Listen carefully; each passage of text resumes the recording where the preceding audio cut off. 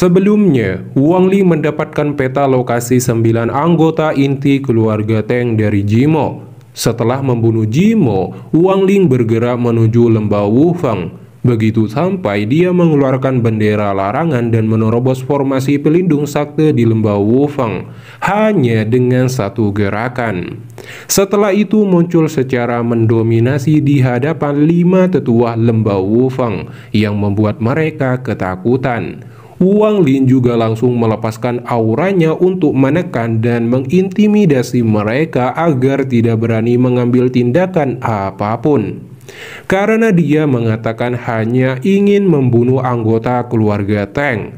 Namun pemimpin lembah Wufeng tidak tinggal diam. Bagaimanapun dia juga tidak berani memprovokasi keluarga Teng. Pemimpin sakte lembah Wufeng diam-diam menghancurkan pelaka giot di belakang punggungnya dan memperingatkan anggota keluarga Teng bahwa ada musuh kuat. Kemudian mereka berlima dibantai oleh Wang Ling satu demi satu karena tindakan pemimpin lembah Wufeng itu.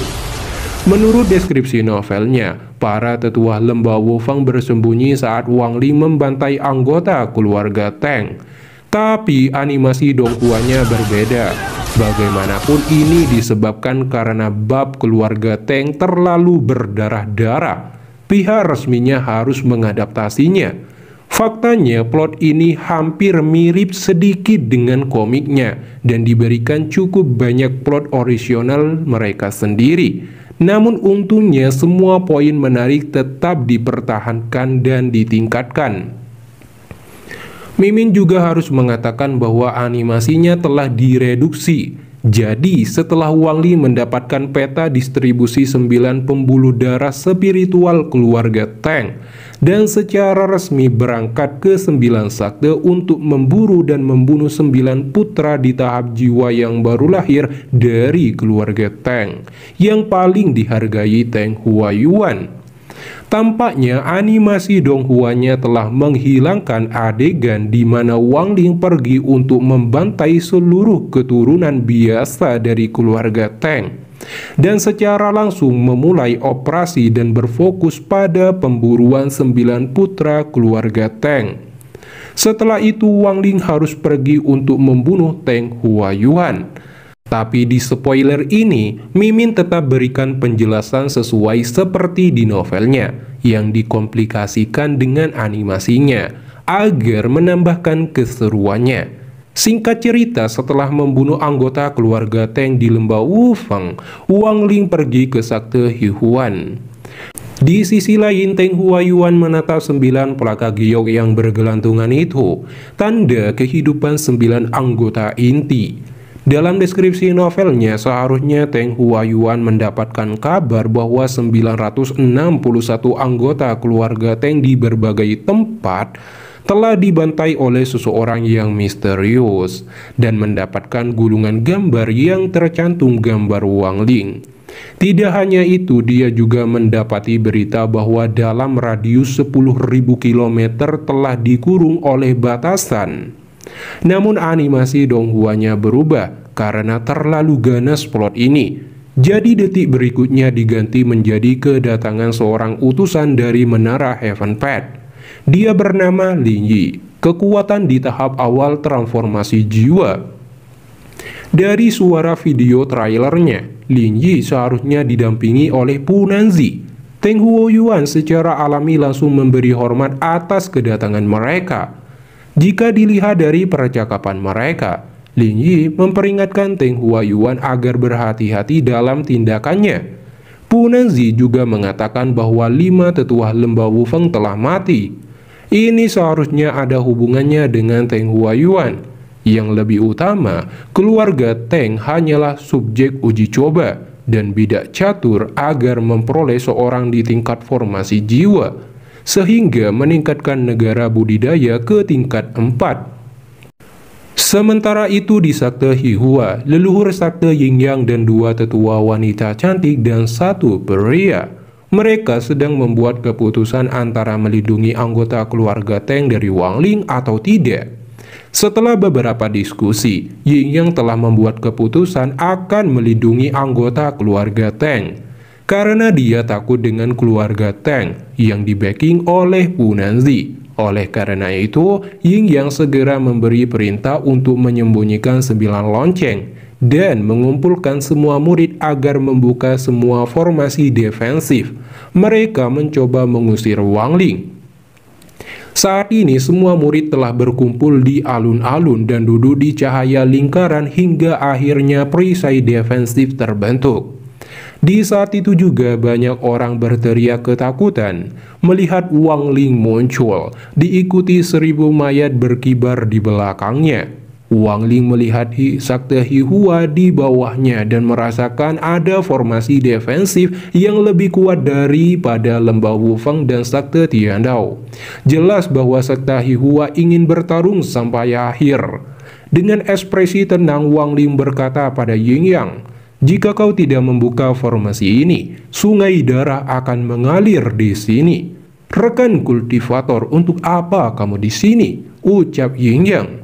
Wang Ling tersenyum sinis dan kilatan merah muncul di matanya.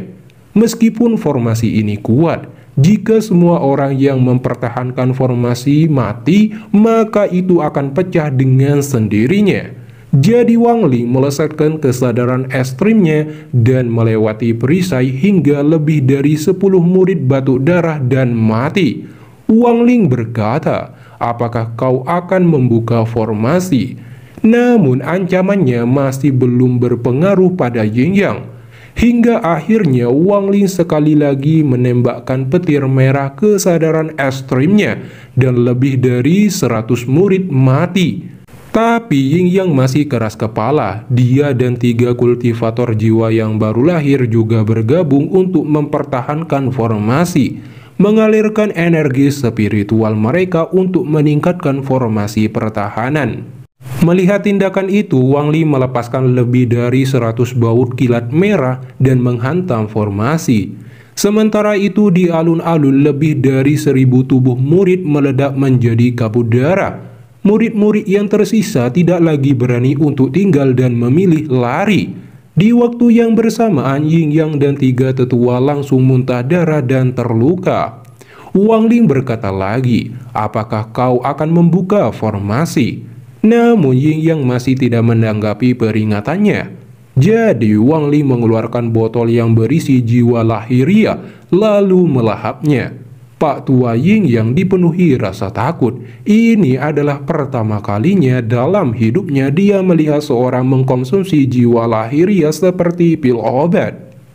Setelah itu matanya bersinar merah saat dia mengangkat tangannya, membentuk bola cahaya petir merah seukuran kepalan tangan dari kesadaran ekstrim. Lalu bola itu perlahan melayang ke bawah. Ketika Pak Tua Yin Yang menatap bola petir merah akan mendarat, dia segera berteriak dengan keringat dingin, "Rekan kultivator, tolong hentikan. Aku akan membukanya. Aku akan membukanya. Aku tidak akan lagi peduli dengan keluarga Tang." Dengan itu, Yin Yang menghilangkan formasi pertahanan defensif. Setelah membuka formasi, dia berkata, "Senior, semua orang dari keluarga Tang ada di dalam aula utama." Wang Ling bahkan tidak memandangnya ketika dia berjalan ke aula utama. Tidak ada suara datang dari aula utama, tapi bau darah perlahan keluar. Setelah setengah jam, Wang Ling dengan tenang berjalan keluar. Dia melambaikan tangannya dan spanduk naga yang dipegang oleh nyamuk itu terbang ke aula utama dan membawa beberapa ratus mayat. Target Wang Ling berikutnya adalah Teng Ju. Kekuatannya di tingkat awal jiwa yang baru lahir. Saat ini Teng Ju duduk berkultivasi teknik seni iblis di suatu ruangan yang memiliki energi spiritual 10 kali lipat, karena batu jiwa berkualitas tinggi mengelilinginya. Perlu diketahui bahwa Teng Ju adalah jenius, dingin, dan sombong sejak dia masih kecil dan ingin selalu bermimpi menjadi anggota keluarga inti. Dengan menjadi anggota keluarga inti, dia akan menerima dukungan dari keluarga dan memiliki kesempatan untuk mencapai tahap jiwa lahiriah. hingga akhirnya dia memiliki syarat untuk bersaing untuk mendapatkan posisi 1 dari 9 anggota inti keluarga Tang. Orang pertama yang dia bunuh adalah kakaknya sendiri dalam kelulusan seleksi. Sampai pada waktunya dia bertarung untuk memperebutkan posisi gelar nama Tenju dengan pemilik nama Tenju di tahap akhir formasi inti sebelumnya. Ini adalah flashback dari masa lalu Tenju, guys. Pada saat ini Tenju telah menerima kabar bahwa ada seseorang yang ingin membunuhnya. Itu membuat hati Tenju sangat bersemangat. Di luar, tubuh Wang Ling melayang di udara. Dengan indera ilahinya dia dengan jelas melihat ruangan tersembunyi di bawah tanah. Wang Ling membentuk segel dengan tangan kanannya dan menekan tanah, membuat ruangan tersembunyi runtuh. Di saat itu juga, Tenju langsung membuka matanya dan menghilang.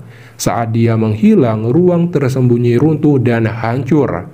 Saat ini, Tenju melayang di udara dan melirik ke arah Wang Ling dengan memancarkan aura pembunuh. Siapa yang ingin membunuhku, anggota keluarga Tang? Aura pembunuhnya sangat kuat, menciptakan kabut merah tebal diikuti kilatan petir merah. Setelah itu, Tenju mulai menyerang Wang Ling dengan berbagai serangan. Namun semua serangan itu dengan mudah dinetralisir oleh bendera larangan. Melihat semua serangannya sia-sia dan indera ilahi Wang Ling lebih kuat darinya, dia langsung merasakan perasaan berbahaya dan melepaskan jurus kaki 1000, yaitu melarikan diri dan menghilang tanpa jejak. Wang Ling tersenyum tipis dan dengan cepat mengejarnya. Tenju berlari sejauh 1000 km dalam sekali jalan, tetapi perasaan bahaya itu masih ada. Tenju segera mengeluarkan mani abu-abu dan melemparkannya ke belakang. Di saat itu juga Wang Ling melihat Tenju mengeluarkan sesuatu. Dia juga mengeluarkan bendera larangan dan membentuk perisai. Tepat di saat itu juga mani abu-abu mendarat di dinding pembatasan dan meledak. Namun tidak berefek apapun. Melihat itu, Tenju semakin merasakan bahaya itu menjadi lebih kuat. Di saat itu juga Wang Ling melepaskan petir merah kesadaran ekstrimnya. Saat petir merah hampir menyentuhnya, Tenju dengan refleks langsung menghindar ke samping. Mata Tenju dipenuhi rasa takut karena dia merasakan kematiannya dari kilat merah itu jika dia tidak menghindar. Tapi sebelum dia bernafas lega, ratusan garis petir merah tiba-tiba muncul di sekelilingnya untuk menahan dia melarikan diri. Tenju tidak berani bergerak dan berkata, "Senior, junior ini bersedia melayanimu dan tidak akan pernah berkhianat. Aku bersedia memberikan esensi darah jiwaku untuk menunjukkan kesetiaanku." Sangat disayangkan, Wang Ling menggelengkan kepalanya dan membuat sangkar petir merah di sekitar Tenju. Dalam keputusasaan dan ketakutan, Tenju mengeluarkan semua harta sihirnya untuk menghancurkan sangkar kilat merah.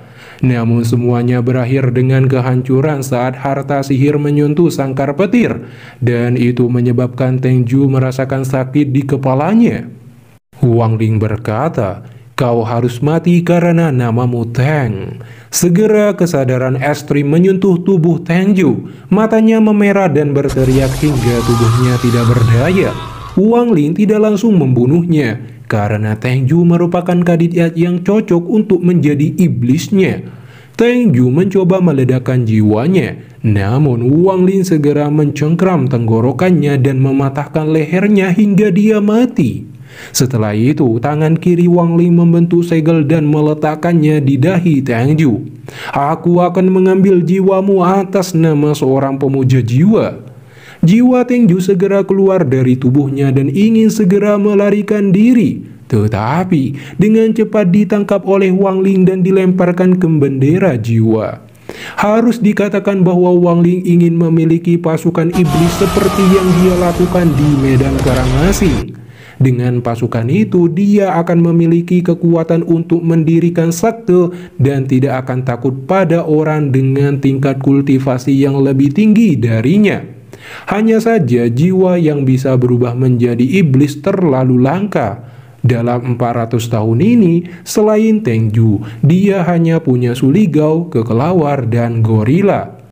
Wang Ling berkata, "Jika anggota keluarga Teng semuanya seperti ini, maka aku harus berterima kasih pada Teng Huayuan karena melatih kandidat iblis yang sempurna untukku." Dengan kesadaran ilahinya, Wang Ling bisa merasakan bahwa selain satu orang berada di perbatasan negara Zhao, mereka semua bergerak ke kota keluarga Teng. Terlebih lagi ada beberapa kandidat yang lebih cocok dari Tengju untuk dijadikan iblis. Jadi Wang Ling segera terbang untuk memburunya. Di tempat lain, Teng Ba dengan kekuatan tahap menengah jiwa yang baru lahir terbang dengan santainya. Padahal malaikat pencabut nyawa sedang mengarah pada dirinya.